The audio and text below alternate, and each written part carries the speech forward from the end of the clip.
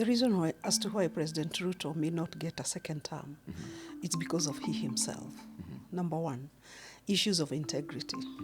In terms of development and service delivery, from last year to today, I just see a decline. Because now we are moving from police brutality to police killing. So I don't agree with Duale, and I don't see what he's talking about. The president is asking a question that how do you want Ruto to go? How should he go? Give him a reason and a way through which he should go. I understand Ruto. He has never worked. He has never worked anywhere else. This is the time he's doing his first job, serious job, as a CEO. Remember he told us that his first job, which is true, was an MP. And an MP is a CEO of himself.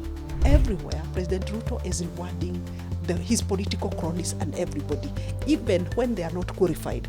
And that is why, one of the reasons why the economy is not growing and why we are having poor leadership and poor governance is because he has decided to reward people who don't even qualify to be in very strategic government positions.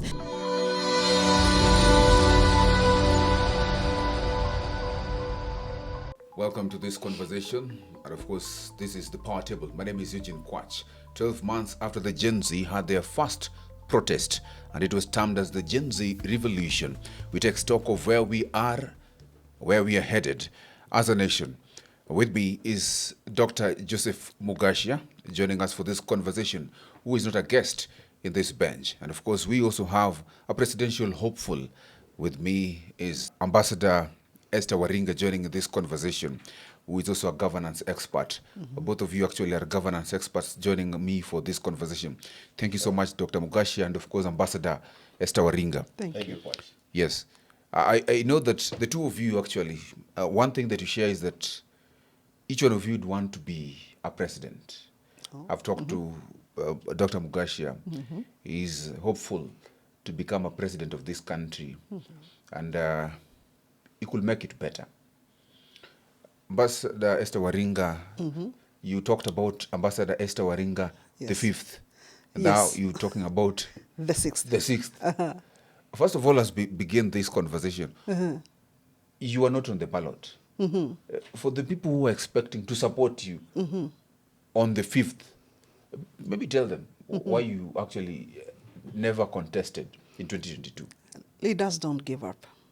And you start from somewhere. Okay. And the reason for not being at the ballot, that's not a justification for you not to wake up and try again. Okay. So what happened during my failed learning for president is that we got late to submit the papers for my running mate by a day. But when I went to Chebukati's desk, he told me that his hands are tied to clear my running mate. Okay. So with that and the Constitution of Kenya, I asked him, Chebukati, okay, then allow me to run as a single candidate. But he told me, no, you have to be the two of you. And with that now, I was disqualified. Okay. He told me that the law had tied his hands to be able to clear me as to be a candidate. So that's why I said, okay, my dream still boils in my heart. Of course. I'm going to run as the sixth, and here I am. Thank you so much. Dr. Mugashia, thank you so much for joining this conversation one more time. And as we begin, as we take stock of what has happened in a year since the first revolution of the Gen Z, we begin by a statement made by the CS of Health, that is Aden Duale. He has claimed that President Ruto, what he has done in 2.5 years is actually more than what the president then, Uhuru Muigai Kenyatta, did in 10 years. And he has actually pointed on initiatives like affordable housing. Do you agree with him? And maybe how will you compare these two presidents in the times, Uhuru Kenyatta and William Ruto? Thank you, Coach. Good evening, everybody. Now, before I answer that question, allow me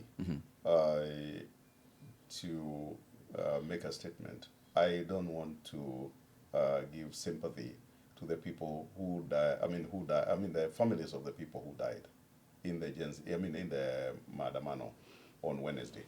We'll talk about that. The reason I don't want to give sympathy, and I don't want to talk about those people. I want to register my disappointment with CS Murkomen for saying that he's going to kill people. So that's my opening remark. Yes. Yeah, I want to. I think it is very bad. We'll deal with it when we come, but I would rather talk about that than talking about sympathy when it is the government which has killed our own people. Now, let's go back to the question of what the president has done, Ruto has done as a president, compared with Uhuru over 10 years and 1 year. I actually don't know what Aidan Duale was talking about. And I do not imagine that a CS and an experienced political leader, legislator, can give us such information without any evidence. Now, when you go to, for instance, the housing, what is it? It is theft of people's earnings. What is this affordable housing? I get deducted that housing levy. I pay for my employees, but I do not expect a house, and I know I will not get one. I do not expect my employees to get one, and I expect probably very few Kenyans to do that, to get that. The other day we saw the president saying he wants to put some of the money in markets. What do markets have to do with housing the people? So what he has done with the housing levy, he's actually impoverishing Kenyans. And that is one thing that people must understand. Secondly, we had the Gen Z uprising. Let's say the protest by Kenyans. I would like to talk about everybody, although it was led by the Gen Zs. But 1 year later, we are having even more deaths when people want to commemorate. Okay. So what did the government learn? The government didn't learn anything. Okay. We'll come to that. Yes. But I wanted specifically for us to take stock of what has happened in the 2.5 years of the President Ruto's regime. We will talk about the protests. We'll talk about the Gen Z. But what exactly do you make of President Uhuru and President Ruto's term without involving the Gen Z first? Okay. Then let's start with health. President Uhuru executed the NHIF, and people were getting services. Ruto has come in. He has executed something he calls SHA, SHIV, and whatever, and people are getting no services. We are always seeing people talking about their kin dying in hospital because they cannot get the service. So that one, he found a working system. He collapsed the working system. You come into the protests. He acquired a leadership with very high hopes. And between last year and today, Kenyans have completely lost hope. So when you look at those two examples, then you ask yourself, what is Duale telling us? He's lying like everybody else in this government. They are talking about things which you cannot relate to the reality. If I compare what Uhuru did over 10 years, I can first of all pick the expressway. Today, if you ask, what can Ruto tell us? If he were to leave office today, what would he tell us is his legacy? Of course, not affordable housing. Any president coming in and keen on developing this country, serving these people properly, will scrape off the affordable housing because it is theft from the public. So when I look at his service in terms of development and service delivery from last year to today, I just see a decline. Because now we are moving from police brutality to police killing. So I don't agree with Duale, and I don't see what he's talking about. Okay, quite much interesting. You also have the same belief that Perhaps from your perspective, Waringa, do you think that there are any steps that the President Ruto has actually made tangible that will warrant Kenyans to actually elect him again?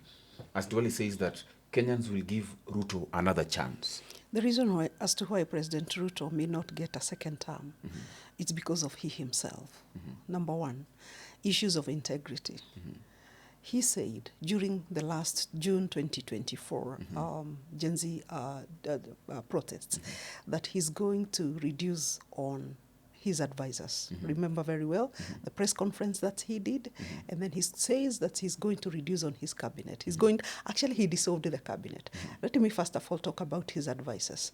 Comparing June 2024 and June 2025, the number of advisors that he had then and the number of advisors that he has today, that's one reason that President Ruto that's one reason that will make President Ruto go home.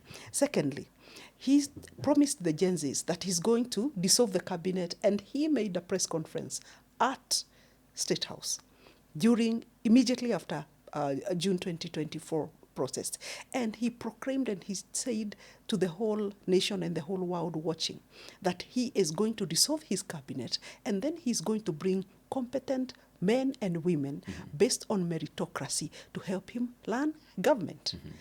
He dissolved the cabinet, and then slowly by slowly, he started giving us back the same people he had sent back. I don't want to start mentioning names because it's a whole thing. It's a whole team. But the same people, if Kenyans can recall June 2024, who were in the cabinet, again, they are in the cabinet right now. And those who are not in the cabinet, they are in the diplomatic missions, or they are serving in state corporations. That is another reason that will send President Ruto home. Another reason is the economy. Every time during his campaign, he talked about bottom up. And even during Gen Z protest during June 2024, he said that he's going to deploy interventions that will accelerate economic growth. But what happens? Until now, the economy is still returning. We are running on a very, very retrogressive economic space. So why is he not putting strategic actions that are going to accelerate the economy instead of actions that are deteriorating the economy? What are some of these retrogressive interventions that he has undertaken? One, the wage bill. Look at how many people that President Ruto has rewarded and brought them to government between 2024 June and 2025. And he has completely ignored what he told the nation, that I am going to make sure that I reduce my cabinet. And immediately after June 2024, we saw the Commission on Revenue Allocation. Sorry, yes, I think it's on revenue allocation.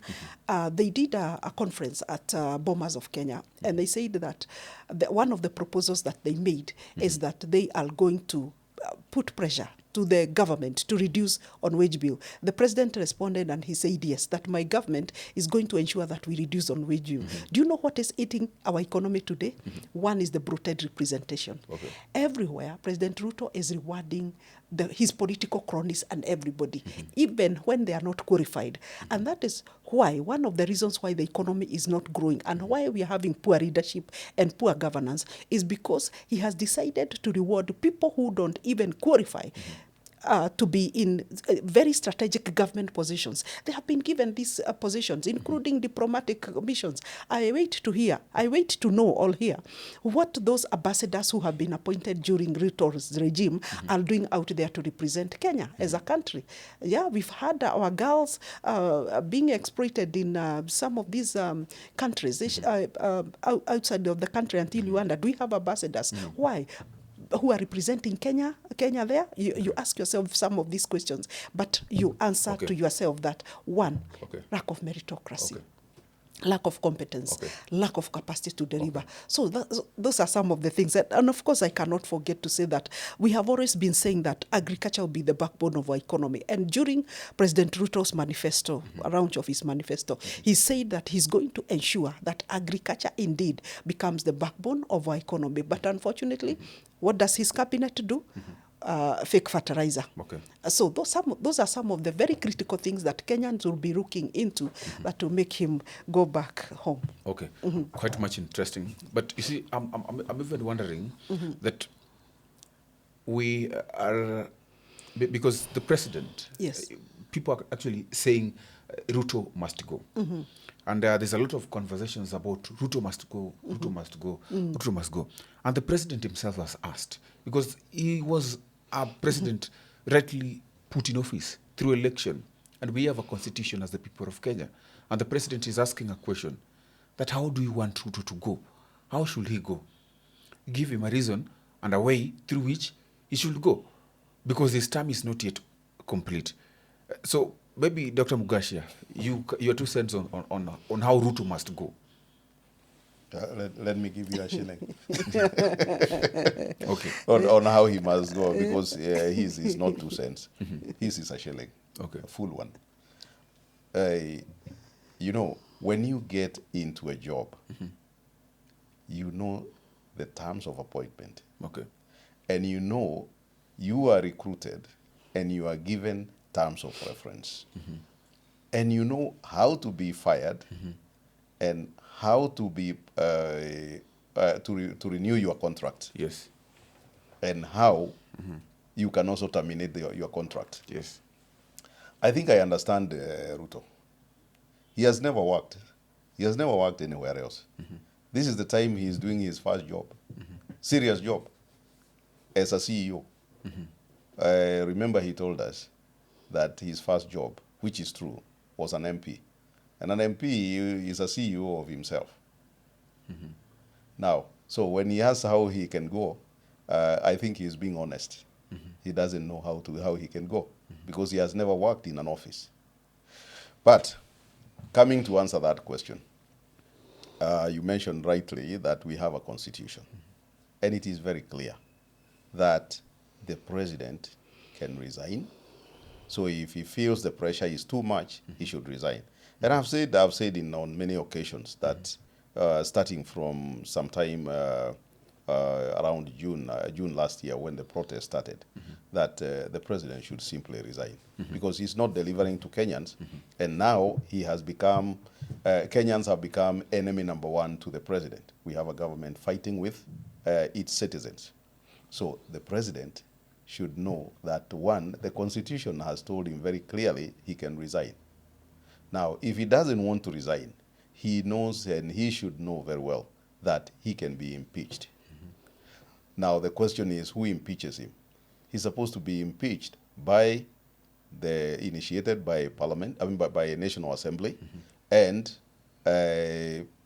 approved by the Senate. So, for me, I've said many times, and I'll repeat it here, the president right now should be impeached. Why? Because one of the bases of impeachment constitutionally is failing or rather violating the Constitution. Has the president violated the Constitution? Yes. Why? First of all, you remember he took our police to Haiti unconstitutionally. That was a violation.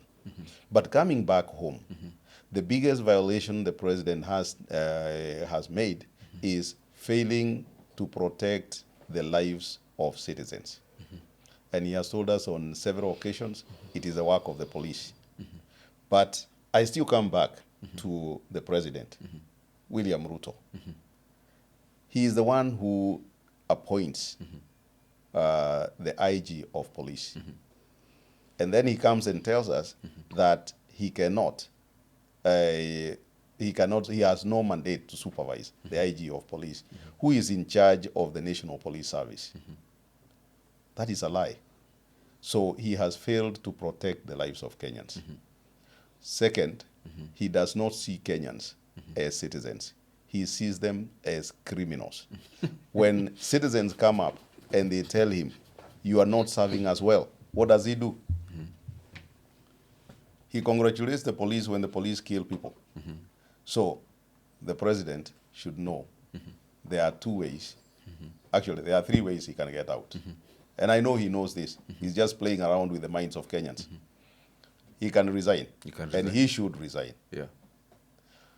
He can be impeached. Okay. And National Assembly and Senate Yes. should actually impeach him. Okay. And third, if all those fail, then we will remove him at the ballot.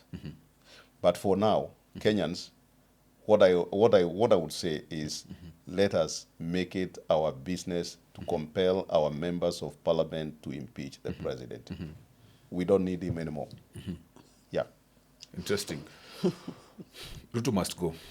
But again, if Ruto goes, and permit me to ask you whether you really believe that Ruto must go midterm, because the people who believe that the president should leave the power halfway, midterm, and just resign, or something happens, and then she'll just go, because it's talked about 3 ways through which the government should go. Yeah. The president goes.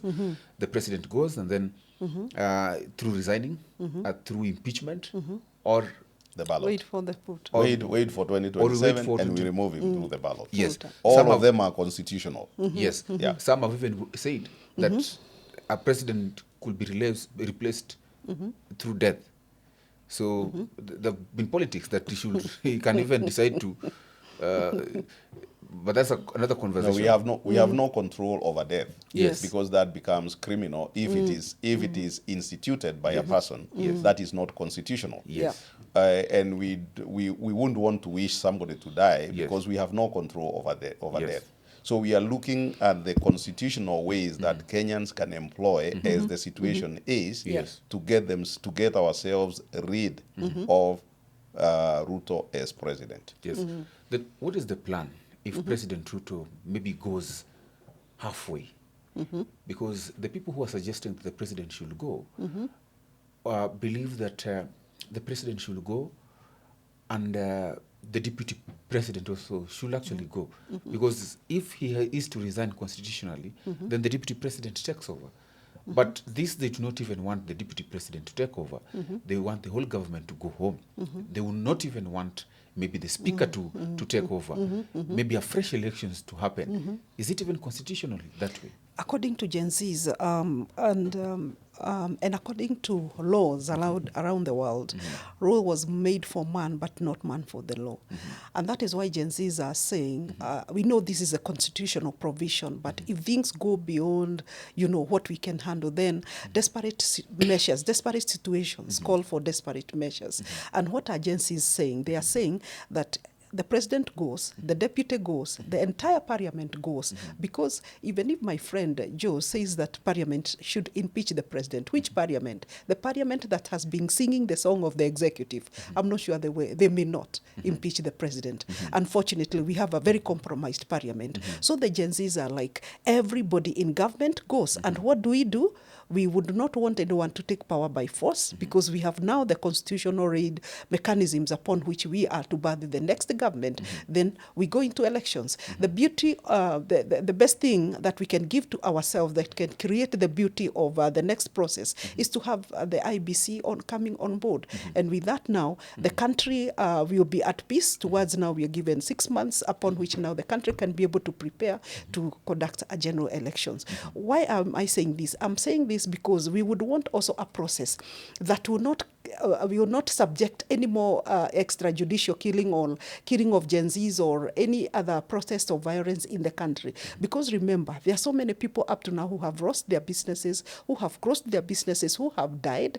And we are so sorry because our Gen Zs continue dying and nobody cares about this. And then the minister for security, you tell your security team that shoot to kill, you should be home. If I was the president, that minister, angerara ofisini. Yeah, so for us to proceed as a country, President Ruto should be able to read the mood. What is the mood of the country?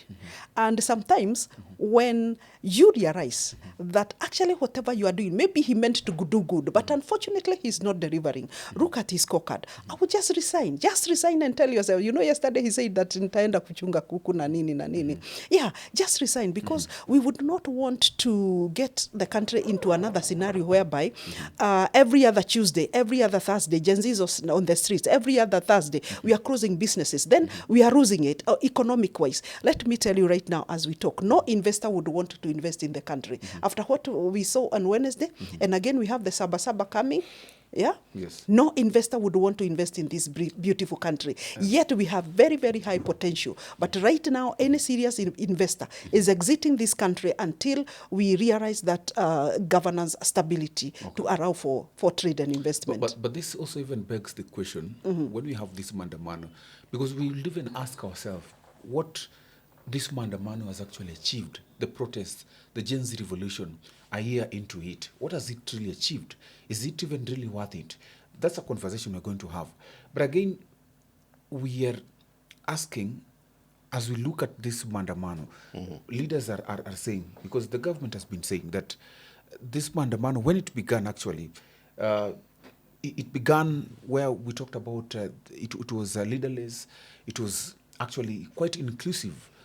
But according to them, it has actually turned tribal. And they've given reference from how this protest went, where a lot of property from the Mount Kenya was actually destroyed, and there were claims that most people from the Mount Kenya were actually the people who had actually revolted. Of course, we also had other regions, but there was focus. I don't know whether you also had that. You're in the lieu of what But I think you're going into the next question. Yes, I'm going to the next question, which is asking. But you see, there is something that we need to get the people to understand. Yes. Kindly, if you can hold that question. Okay. What I'm saying about Parliament, impeaching the President, it is not out of their free will. Okay. It is as the citizens to compel Parliament, because we ask ourselves the question: in the face of a very bad leader, like we have today, Yes. and a very bad leadership like we have in Parliament today, does it mean that our Constitution is impotent and that it is useless? It cannot protect us. The answer is no. The Constitution is very, very potent. But that is where the citizen power comes in. That's the sovereign power. If you go to Article 145 of the Constitution, it tells you about the ways the president can come out, as we have enumerated here. Then you come to impeachment, and Parliament, as we have it today, will not voluntarily impeach the president. We know that. They will be bribed. So you go back to Chapter 1 of the Constitution.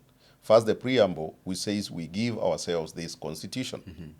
Second, you come to Chapter 1, which Article 1, which says all sovereign power belongs to the people.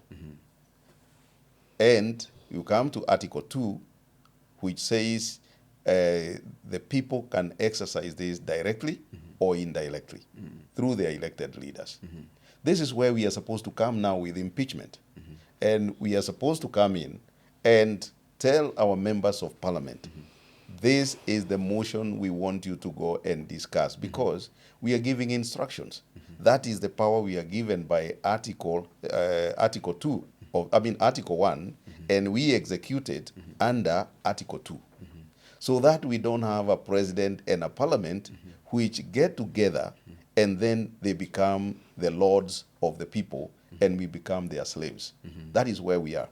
So, my friend, we are not saying that Parliament will do it, but we have to compel. Because that is, because we have to follow the Constitution. We have to follow the Constitution. Okay. Because now, you come to the proposal Yes. that is coming out and gaining a lot of currency, that you can just disregard everything and remove the president. That is anarchy. Okay. So what you're saying is that you are ready to hand over to the military. Yeah. Because the military will not watch when the country is disintegrating. Okay. You remember, if you listened even to the head of the army, the head of the army, when he was swearing, what did he say? He said, I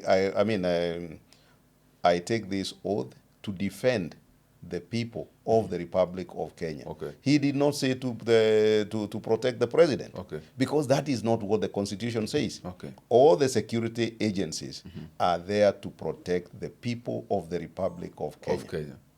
Then you have Murkomen who comes and tells you that we are the government.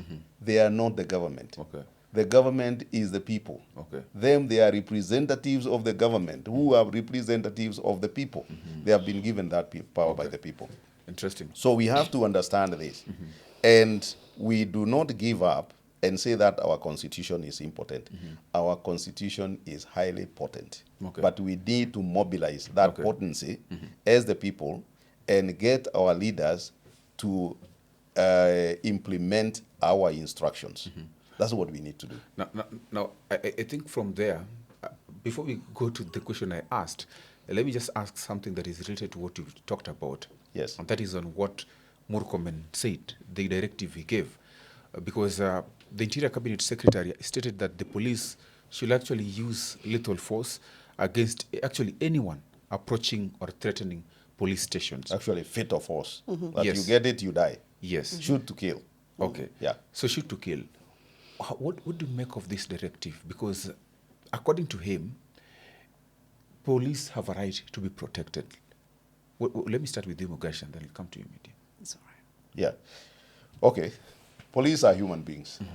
You can call them anything. Your brothers, our sisters, anything, everything, whatever relation remains, is there. But then, security agents, first of all, whether it's military or it's the police, they are the only people who are paid by the people to die. And I want anybody to come and tell me that is not correct. Okay.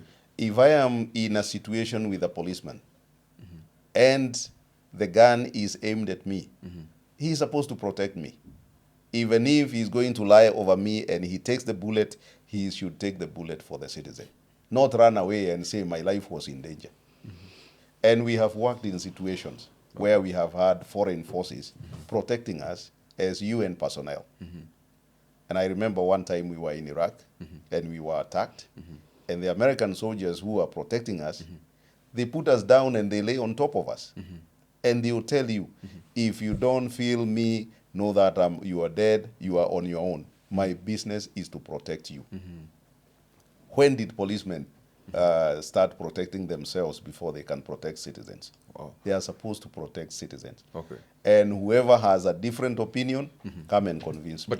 But So his idea is actually we also need to protect state institutions like police stations. Now, that's which where I'm some going. of them actually were being Allow me to get there. touched down. Okay. Allow me to get there. Yes. Now, let nobody think that I'm saying the police lives don't matter. Police lives matter like the lives of every other Kenyan. Okay. But they are the only ones who are trained, equipped, and paid to die. When a policeman leaves the home in the morning, he doesn't know whether he is going to come back. And that is a very big sacrifice. Our policemen, please do not make nonsense of the trust that Kenyans have given to you. That you can kill Kenyans and you come back and you say you are ordered by a CS. Secondly, the CS has no business giving shoot to kill orders. That is the work of the president. Now, he is the same person who told us that he cannot order the police. Why was he ordering them that day? That was the day before yesterday. Why was he ordering them? And he's the one who came and said, I cannot order the police. And he said the government will protect those police officers. And for sure, he cannot order the police. Okay. The police take orders from the IG and the president, not these other people. So we protect the lives of the police. Okay. But when the police become the thugs who are killing Kenyans, it is unfortunate that you are going to see the kind of things that you're seeing. Okay. Yeah. The reasoning of the government is that state institutions needs to be protected. And as someone who wants to be a president, a leader of this country, you understand that for you to have a working system, then the institutions must work. We need to have like institutions like the universities working, police stations working, amongst many other institutions in this country. How do we ensure that we actually balance between maintaining law and order as well as respecting the rights of the citizen to even protest and other freedoms? First of all, any activity or any intervention happening within any institution in the Republic of Kenya must be citizen-centered. And that is why always we beat the drums, trying to bring up or trying to birth or trying to ensure that we establish a public service that is citizen-centered. So any institution of government, whether parastatal, whether state house, whether judiciary, whether parliament, now our parliamentarians have totally deviated from what they're supposed to do on matters citizen-centered legislative mechanisms. So it's not difficult to facilitate or ensure that all our institutions from the judiciary, if they have to make if they have to set up judicial systems in the country, all judicial systems must be centered on the best interest of the citizens of the people of Kenya.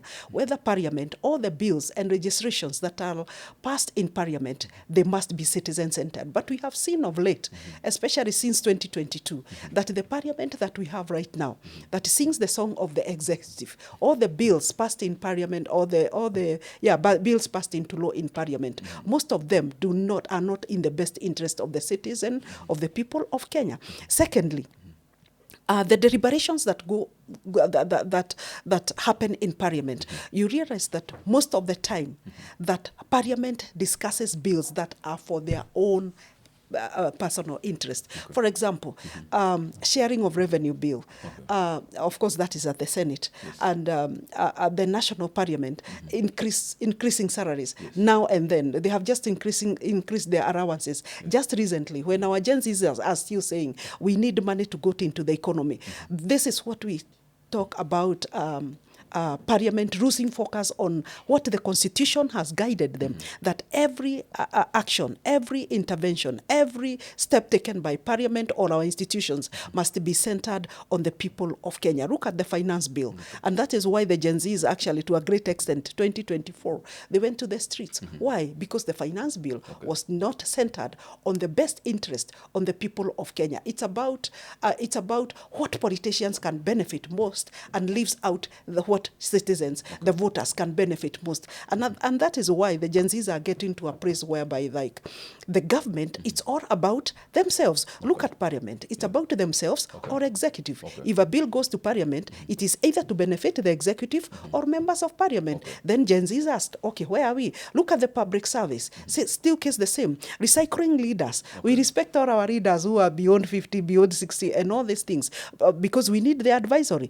But the Gen Zs are saying, look, where are we? We are university graduates. We are in the streets. And I remember sometimes back when we had the then Deputy President, Rigathi Gachagua, in one of the universities, he said, you people take care of yourself because you leave universities, there are no jobs out there. What are we telling them? Leaders must be able to give hope. Therefore, let us now separate individualism and institutionalism. We must be able now to move forward as a country, and especially if President Ruto wants to bring back things to order, he must ensure that we are running the government based on the best interest of Gen Zs, and it's not difficult. And I'm not sure that Gen Zs are asking complicated things that are not achievable. They are quite achievable. Let us not individualize systems. Let us institutionalize public service. Let us institutionalize the legal processes. Let us institutionalize every other aspect of running government. And once we institutionalize and then ensure that we decapitate corruption in these same institutions, then we are assured that we are going to be on the roadmap that the Gen Zs are asking. Okay, thank you thank you so much for that insight. Let me just bring you, Dr. Mugasha, in this, because we're having this conversation, and the Gen Z began this protest, or rather this revolution, because of so many issues, and some of them you have actually mentioned. But when you talk about these protests, we saw the 25th of June protest that actually, it's been 1 year since the revolution that we've had. And of course, initially it was finance bill, and it has morphed into a lot of other issues which the Gen Z continue to ask of, accountability, amongst many other issues. When you look at these protests as they go on, the leaders, as they say, like you've heard of the politicians saying that it has now morphed, it is no longer what it used to be, a leaderless, tribeless, and a protest, yes, that was a protest actually that was inclusive of everyone. And it has now become a tribal agenda to remove President William Ruto from his seat. What do you view, what do you make of this perspective that this is Kikuyus trying to remove President Ruto from power? My first question is this. Is Ruto the Kalenjin tribe? Ruto is not the Kalenjin tribe. Ruto is an individual. And what Ruto has done, when you become the president, yes, you are supposed to forget your own persona and take the persona of the president. But what Ruto has done, he has forgotten, he has thrown away the persona of the president and Rutonized the president. So we are dealing with Ruto and not the president of the Republic of Kenya. Because the kind of things he's doing, they are not presidential. And they do not follow the constitution.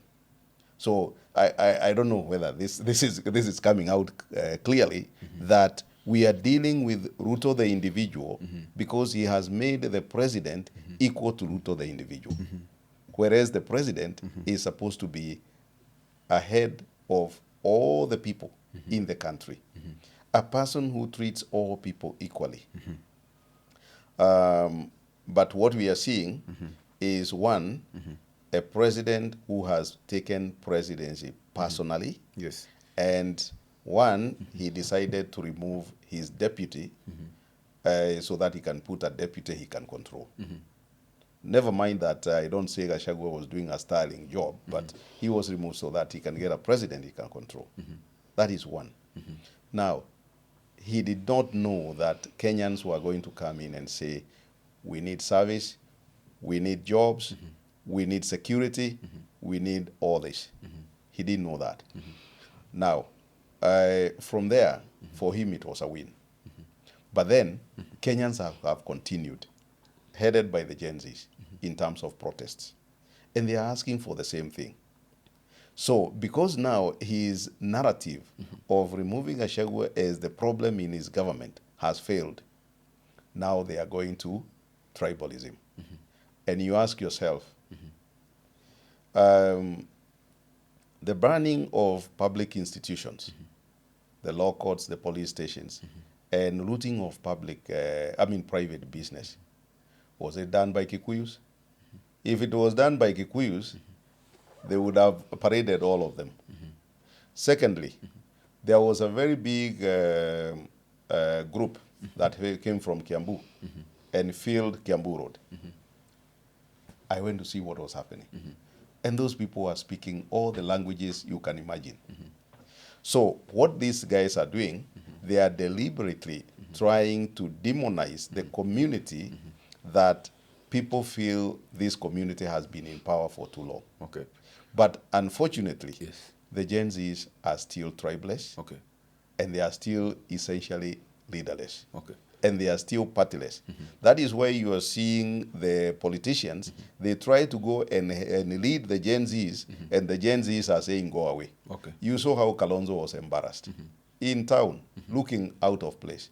Maraga was in town, looking out of place. And I'll tell you, Maraga, Kalonzo, Gachagua, all those, if you talk in terms of command, those are generals. And generals never go to the war front. They do the planning and they provide the resources. So, but these ones are trying... So it means that the generals planned the war? No, they didn't. They were in the battlefront. They were in the battlefront. But this is a show. Okay. It is not serious. What I know and what we and my team, Concerned Citizens Movement, know is that the Gen Zs have organized themselves and they are making a legitimate demand. Okay. And we must also understand one thing. The young people are doing exactly what young people are supposed to do. Okay. They are the insurance of the community against aggression. Yes. Who is our aggressor this time? It is our government headed by our president. You remember I said on this platform again that the biggest national security threat we have today is William Ruto. Because he is not following the constitution, he is also not listening to the people, and he has captured parliament. Okay. And he is always on the neck of the judiciary. So Ruto is the biggest threat. He is our biggest national security threat. National security If threat. we continue this way, Yes. you ask a question. The goons are coming. Who is bringing the goons? Okay. They are all being traced to government operatives. What we are doing, in short, Yes. the government is creating a Haiti here in Kenya. Okay, interesting. Let me just ask you, because you speak so well of the Gen Zs and the demands they're making. And it's quite profound what these people stand for. Yes. The group, the Gen Zs, what they stand for. It seems like they know what they want. And but there is no clear plan. Because if it's leaderless, then Yes. Kenyans will really be wondering who then to endure this Very well. leadership. And permit me just to ask, because you're not a Gen Z, but you support this movement, the revolution, what they stand for. Is it then time to support the Gen Z or a Gen Z to become a president in this country, to see what a Gen Z president can do? I would say it's time to listen to them. And it's time to counsel them, advise them. Because one, to our Gen Zs, for you to be able to realize what you are requesting, and I'm not using demanding, requesting, you have to be structured. Any other person or any other organ, whether the UN, whether government, whether whatever, to come to your aid, you must be structured. What I mean by structured is that our beautiful and great minds, Gen Zs, can be leaderless, but leadership is very noble. You know, they have to plan themselves in a way that we have leaders. For example, if today the United Nations demand that we would want to listen to the Gen Zs of the Republic of Kenya, shall we, all the thousands of Gen Zs, go to the UN? No, we must have representatives. So it's good for us Gen Zs to plan ourselves. Number two, it's always good for the Gen Zs also to know exactly what are they after. Why? Because after Gen Z's protest in 2024, we have seen a few Gen Zs who are right now politically aligned to some political groupings and some political formations in the Republic of Kenya. Was that the target? Was that the aim? Was that the reason as to why they went to the streets June 2024?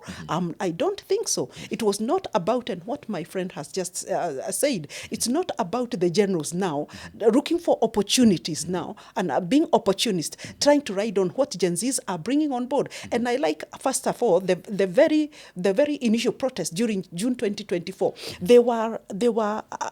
What we had was ideology-centered protest. They were talking about education, agriculture, water, corruption, decapitation, good governance. Those are the issues that came on board. But unfortunately, months after that, political alignments as a result of Gen Z's protests, even to the politicians, that let us not use these Gen Z protests to add mileage to our political campaigns. And that's why, as a presidential candidate, you did not see me in the streets, because I should give solutions to our Gen Zs. I shouldn't be lifting hands and saying, oh, in the streets. Anybody who wants to be a leader in this country should not be with the Gen Z in the streets. You should be somewhere trying to provide solutions as to why the Gen Zs are on the streets. For example, this Wednesday, we have a national conversation, a dialogue with all our Gen Zs. We have invited them at the Clarion Hotel. And what are we doing? We are putting down a structured way on how we can start addressing the issues that Gen Zs have raised over time, one by one. And then we have invited also the policy makers. And we are telling them, now listen to them. They are not in the streets. They are here with you. How do we implement and how do we execute what the Gen Zs have requested? But not in the streets. Now, if all of us go to the streets and we are presidential candidates, then who will be giving the solutions? If all of us cry, Like the Gen Zs are crying. Who will be there? Who would the Gen Zs be looking upon to? So there has to be a leader that the Gen Zs will look upon to. And then the other thing. So it's not a time to support a Gen Z president. Yeah, that's actually what I was coming to. The Gen Zs must also get to know there is what I call self-realization. What exactly do they want? Are they looking also for political mileage or political alignments? Or if they are serious about the agenda of governance transformation in the Republic of Kenya, then I have no problem whatsoever by Gen Zs positioning them in various positions of leadership. And I think they have launched a movement called the New Generations of Aspirants. I think that's by Gen Zs. But unfortunately, also, we have to look at our systems because our systems allow those who enjoy the might of power, enjoy the might of resources to run for political offices. So our Gen Zs who are in the streets, some of them are hawkers. Our Gen Zs who are small-scale businessmen, how are they going to run for members of parliament, MCAs, governors, because of the huge, budgets that come along with our Kenyan elections? So we need electoral reforms. These are some of the critical things that we're going to discuss on Wednesday. Are we going now to go through our electoral reforms and see what can we be able to adjust or amend to suit the Gen Z's requests also to be in positions of leadership? I hail their brain. They are quite informed. But now, what are the processes that are going to position them into leadership? And of course, to our Gen Zs as well, when you get those positions, because there are so many ways of getting into those positions, be responsible, be accountable, and be leaders. Thank you so much. Let me come to you, Dr. Can I say something? Yes, as I ask you question, maybe you get to also get to That's answer. Because we have witnessed a lot of deaths, and we continue to see the bravado from the government saying that if they try, probably some of them will be shot to kill, will be killed actually in the process of Mandamano. But the Mandamano has brought good things from the scrapping of the Finance Bill 2024. And of course, it has highlighted issues like corruption and police brutality. But if you look at it also, it has also resulted to deaths, destruction of property. Do you believe that these protests are still the way to go? Or should we use another way to make Kenya a better place? Okay. Thank you. You have even juxtaposed the question. I mean the comment I wanted to make. You have actually put it in the question, so that's fine. I'll answer them together. I will contribute about them together. First of all, there is a feeling that we don't have enough laws, and the president himself came up yesterday or the day before yesterday. And said that we need a law to control, to regulate Maandamano. You know he is lying to us, as usual. The Constitution, Article 37, says very clearly that protest is a right. And it even says how protests will be done and for what reason.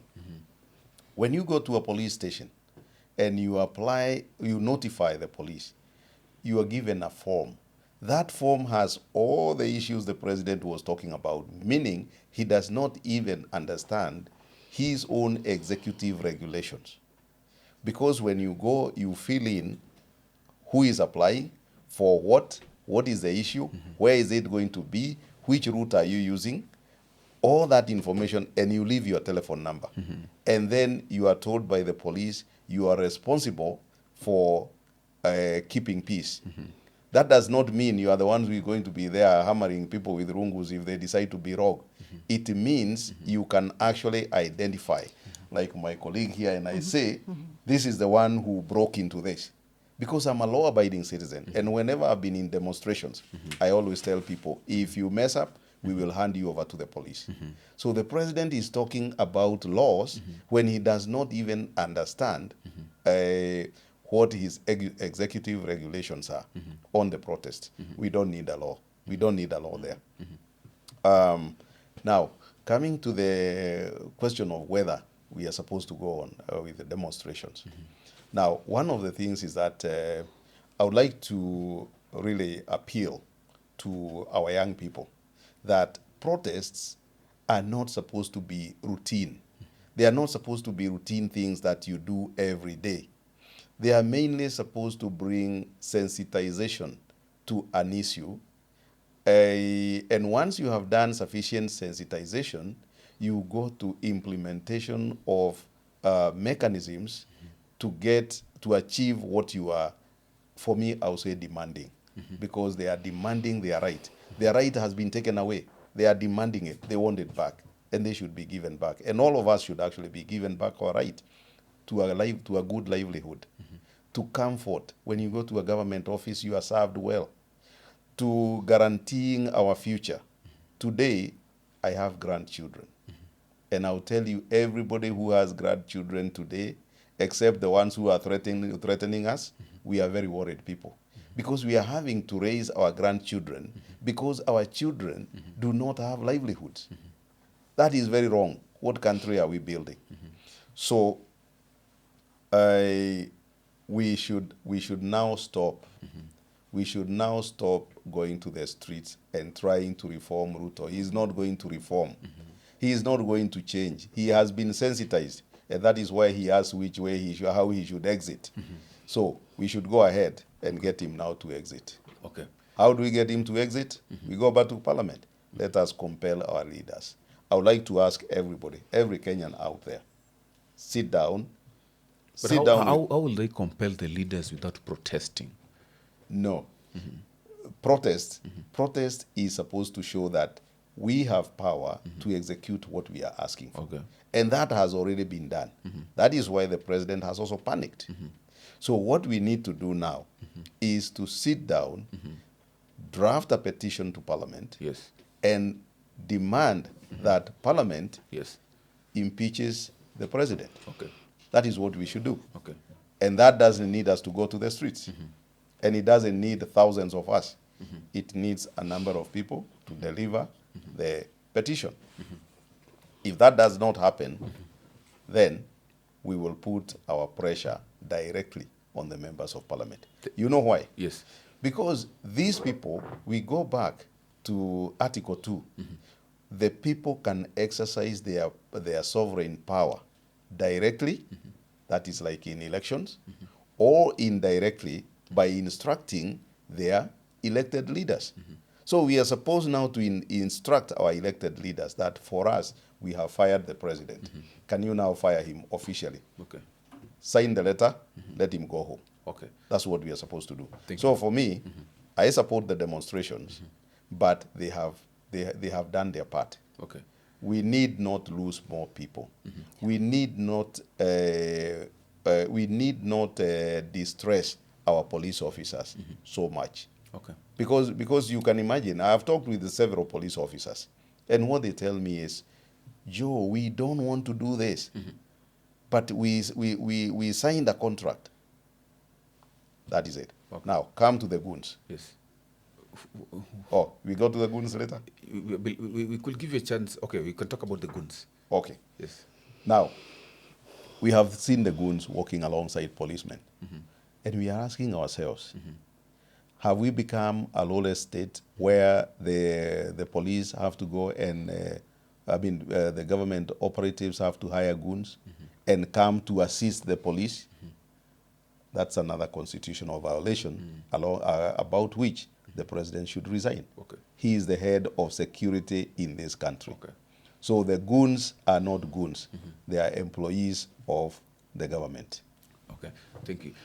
But Madam Moringa, Yes. let me also pose the same question to you, because we've seen a lot of violence meted out on the people of Kenya, the Gen Z and other protesters who believe that Ruto must go. But amidst all this, Yes. there's a lot of chaos, because Ruto must go, yes, but he's asking that how should he go? This is a question. He's a president. He doesn't know what the Kenyans mean by he should go. But again, the Kenyans feel they are quite shortchanged because the president has not met the promises he made to the people of Kenya.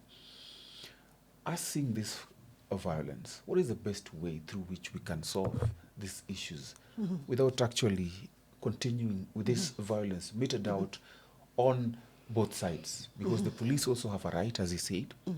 But again, the people will continue to die if we continue the protest. We have Sabasaba coming soon. What is the best way through which maybe the Gen Z and the government of Kenya can actually have a great conclusion of this whole matter? Thank you very much. To the Gen Zs, number one, the message has been communicated to the relevant authorities. Number two, Gen Zs, you have talked, we've heard, and the next course of action is the laid down constitutional mechanisms to exit a president must be applied, because even the president knows himself that already the country has lost trust in his administration, and Parliament is also aware of what has been happening. So, in this regard, the authorities that have been laid down according to the constitutional mechanism of exiting a sitting head of state, that is Parliament, impeachment through Parliament, they should come to realization also as members of Parliament what I had talked earlier, that they are in Parliament to serve the best interest of the people of Kenya, but not to serve the best interest of a sitting head of state. In that regard, if a petition is brought at the floor of the House, they should move and protect the Constitution of Kenya by ensuring that they do exactly what the petition requires of them to do to protect the country, because we would not want to see Gen Zs back to the streets, number one. Why? We would want our businesses to grow. We would want our tourists to continue coming to the country. We would want our image as the country. I watched news all over the world on Wednesday night, and BBC, CNN, Al Jazeera, Deutsche Welle, we were all over as a country. Why? For all wrong reasons. We would now want to rebuild, reconstruct Kenya. We would want our country now to start breathing life. Therefore, we are bringing to task and to responsibility our legislature, that now the buck stops with you to save this country. And also, we must also have very responsible Kenyans. We usually have also the private members bill who can be able to take a petition to Parliament to impeach the president. And in that regard, we also call our members of Parliament that take it now upon yourself to protect this country by ensuring that whatever Kenyans have spoken, that Gen Zs has spoken, that now we have no more trust in this administration. Take now the necessary constitutional laid down legal mechanisms to bring the president home. And I think also the president will be happy now to have a way, because he was asking then, tell me, how do I go? Okay, Parliament, help the president, go. The other thing, before I finish on that, is that Kenyans, we must learn. Because every time we go into an election, it's like, who is dishing out, who is giving us 500, 1,200, they call this, huyu ni mtu wetu, alitupatia 500, he gave us 500, he gave us 200, he gave us 1,000, this is the person we are going to elect. Unfortunately, that is overtaken by events. And we have learned it the hard way, that not any other time that we would want as a country to vote in people or leaders who are dishing out money out there, bribing voters. And these are some of the electoral rules that we should enforce and ensure that is taken care of, so that we bring leaders of integrity, leaders who merit, leaders who are competent enough to run government. A time has come that we must say kwaheri to politically politically centered development, and now look forward to a development that is focused on proper management, meritocracy, and capacity to deliver of leaders. So back to you, Kenyans, back to you, Gen Zs, the buck stops with you. Who are the leaders that you're bringing in 2027? Or you will bar the government, and then 1 year after, you will say whoever must go now, whoever will be in power must go home. So back to you, Kenyans. Actually, it is a joint, is a collaborative effort now. Not only President Ruto, by the way. As much as we are pointing fingers at him, even as Kenyans, we must point fingers at ourselves. Where are we? Kenyans must go. Kenyans must go now, because in the next ballot, they must have to make informed decisions. Otherwise, they will go back to the streets and say Kenyans must go. Interesting. Now, watch. Yes, please. There's something that we need to address here. We have seen members of parliament, Kenyans, coming to the streets. We saw Babu Owino. I'll mention his name because he was on the street. we have seen senators or Mutata and others going to the street and coming to cry with us. This is the height of negligence of duty, because we have given them the power Yes. to impeach the president. We delegated that power. We didn't donate. We delegated that power to them. But they are coming to the streets, and I saw some of us lifting Babu Owino up. Please don't do that again. Just tell him to go back to Parliament and present an impeachment motion. That is where he belongs, and that is what we pay him for. So they must go. They must go. But let him go back to Parliament. Let him go back to the Parliament. And present a motion of impeachment. Interesting. We will support it from out here. Yes. But we can't pay an MP to represent us in Parliament, and then he comes to picket with us. He cannot No, he come. shouldn't. He shouldn't come. Yeah, He something is very wrong. That's yeah. what we say. The generals should remain in the war room, Yes. not in the battlefield. Quite interesting. In fact, if you are a general Yes. and you go to the battlefront and you start giving orders when the captain, who is the commander of the company, is there, they will shoot you. Yeah, because you are actually endangering them. Okay. And you are also presenting yourself for decapitation of leadership. Okay. You should be in the war room, Okay. providing the resources and the strategies. Okay. Yeah. Quite much interesting. Let me. We've come to the conclusion thank of this all matter of this conversation. That's fast. Yes, quite fast. It's 1 hour. Yeah. Yes, it's 1 hour. But we've had some of this issue year in, year out, ages and ages, Yes. since independence. These are thorns to our flesh as Kenyans. The issues of corruption, or matters on economy, and all other issues actually that the Gen Zs are actually protesting against. Yes. Let me start with you, Waringa. What is the panacea, the ultimate panacea to all these issues that are actually troubling Kenyans once and for all?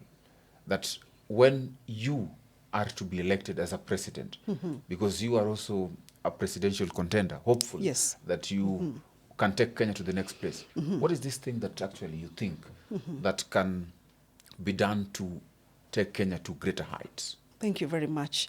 Indeed, it is. I'm holding the key to the 6th government of Kenya. So I am the 6th president of Kenya. And what am I bringing on board? Number one, always we have talked about good governance, but we have never realized good governance. We have never gotten to a level where we depoliticize the government development agenda. We de-individualize the government development agenda. So my focus is one, that we shall facilitate the institutionalization of development agenda of government, that no longer shall we do development of government to benefit a particular individual. Therefore, all those who are joining me in my administration, members of parliament, the story of building a toilet and you're putting that toilet under His Excellency, under who and who, that comes to an end. All the government development, the entirety of the government development agenda will be and must be institutionalized. That is one. Number two, we have been singing for the longest time possible, corruption decapitation. Until now, corruption is still eating into this economy. Until now, the taxpayers are paying huge sums of money, and until now, the recurrent expenditure of government is higher than the development expenditure of government. That is irresponsibility in the prudent management of the public finances. Therefore, my administration will ensure that all the money that is paid up by taxpayers as taxes and other incomes is used for the best interest and the growth of this economy. For the longest time, we have been on a single digit. It's only President Mwai Kibaki who was close to a double-digit economy, with, of course, Ambassador Esther as the 6th president. We are assured Kenyans, because my focus is not political-centered government. It is service-centered government, and of course, to a great extent, citizen-centered government. Corruption, decapitation, that one we cannot debate about it. Okay. That anybody in my government that you are caught stealing, public funds, Well, or you happen to be taken to the court of law because of misappropriating public funds. I always tell my team, you first of all go home, and then we are going to discuss the rest. Okay. Because for the longest time we have talked about corruption, Yes. but we are doing nothing. And Warenga, let me Yes. just put this, because we've come to the end. Okay. We'll invite you for a greater discourse, All better, right. longer time Okay. for this. But beyond Esther Waringa, because yes, you'll be the 6th, but we'll have a 7th and an 8th and a 9th. Will you go back to the era of protesting because leaders are corrupt, the economy is bad, and they can't keep their promises and they continue to lie? That is the claim that Kenyans are saying, that we do not want to continue this way. What is the panacea that even if Esther, whether Esther is there or it is Mugashia, then we'll have a better Kenya? Very good. Number one, actually these things are not new. It's about complying to the Constitution of the Republic of Kenya 2010, which has expressly spoken or stipulated and given us very progressive rules about leadership and integrity. Because if we are to move forward as a country without these breakups of maandamano and demonstrations and whatever else from our doctors, from our teachers, we must ensure that leadership and integrity guides the employment, guides the appointment, guides the erection in the public service. Because right now as a country, we are not guided by leadership and integrity. Yes. We are guided by our own personal interest. Okay. I look forward to this day that a president, a sitting president, will not appoint cabinet ministers based on the chronism, on based on the friendship, or based on how they work together, in social spaces, but appoint a cabinet ministers based on the capacity to deliver competence and, of course, meritocracy. Okay. Yeah. Thank you so much for that parting shot. Yes. And, of course, we come to you. But let me just ask you a simple question. Yes, yes. It's a yes or no question. If President Ruto appoints you as one of the cabinet secretaries, will you take up the position? Definitely, yes. Why not? Because we would want to start the change. At whatever level we can start the change, we can execute and implement the change that the Gen Zs are requesting for. There is no problem at all, and that is why this Wednesday, actually, we are convening a national conversation. Not because I'm in government. I'm not in government. But if I'm in government, like for example, I wrote a letter to His Excellency the President. I told him, why are you looking for ministers of public service, left, right, and center, the Minister for Public Service, but you are getting us the wrong. And I told him, the President, I have so much experience in the public service, but he did not listen. Now look at, again, the cabinet minister we have in the public service. Anyway, it's a tall order. Thank you so much, thank you. Ambassador. And of course, we have Dr. Mugashia. Dr. Mugashia is also hopeful to be a president. He is a governance expert and has great ways through which this country can change. But let me also put the same question to you. What is the panacea to the issues facing Kenyans? It is very simple. I don't even belabor it. Okay. Restore the nation to the rule of law. Everything that Kenyans are complaining about emanates from neglect of the rule of law, or putting the rule of law aside. If you come to corruption, that people keep talking about a lot about it, do you know we don't even need EACC? We can do with DCI. Many countries don't have EACC. But anyway, EACC is a global agreement. It's a convention that countries should have that. But like in the US, they work with the Department of Treasury, and they are able to do this. So, if Kenyans agree to give me that position of president, my government will be very, very strict on the rule of law. And we have a governance manual, which is the Constitution, the laws of Kenya, and government policies. That is the governance manual of the country. I would implement that to the letter. Or let's talk about the solution. We should implement that to the letter. You look at these protests. The police and the government are the biggest breakers of the law, because they are the ones who are bringing goons, they are the ones who are creating the chaos. But why? Because they are not following the rule of law. So we just go back to implementation of the rule of law using our three instruments. Constitution of Kenya 2010, we have laws of Kenya, and we have the government policies. Okay. Now, Yes. so if the other thing that we need to do is to re-educate Kenyans. Okay. We need to re-educate Kenyans, that is civic education, Okay. on their responsibility, which includes ensuring that the government is following the rule of law. Okay. Through their members of parliament, through civil society, and as individuals. Thank you. Yeah. Thank you so much, Ambassador Esther Waring, and of course, Dr. Joseph Mugasha. It's always a pleasure having you on this conversation. This is the Power Table. We have this conversation coming to you every Wednesday on Siasa Times as they get to discuss and converse things and matters on politics, on governance, and on other issues that are affecting you as the people of Kenyans. Well, my name is Eugene Kwach, and this has been a great discourse. Well, for now, have a good night.